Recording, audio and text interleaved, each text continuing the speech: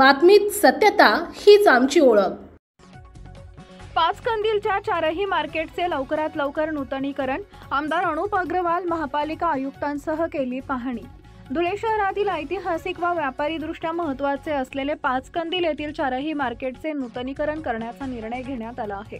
शहराचे आमदार अनुप भैया अग्रवाल यांच्या पुढाकाराने या बाजारपेठेच्या नव्या आराखड्याची प्रक्रिया गतिमान झाली असून व्यापारी व नागरिकांसाठी अधिक सोयी सुविधा उपलब्ध करून देण्यावर भर दिला जाणार आहे। दरम्यान आमदार अनुप भैया अग्रवाल यांनी पाचकंदील परिसरातील सर्व चारही मार्केटची प्रत्यक्ष पाहणी केली।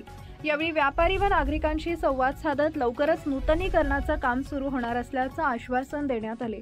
यावेळी महापालिका आयुक्त अनिता दगडे पाटील, गजेंद्र अंपळकर, महादेव भैया परदेशी, अभियंता गजेंद्र उगले यांच्यासह भाजपचे तसेच महापालिकेचे अधिकारी उपस्थित होते। उपसंपादक अशोक गिरासे।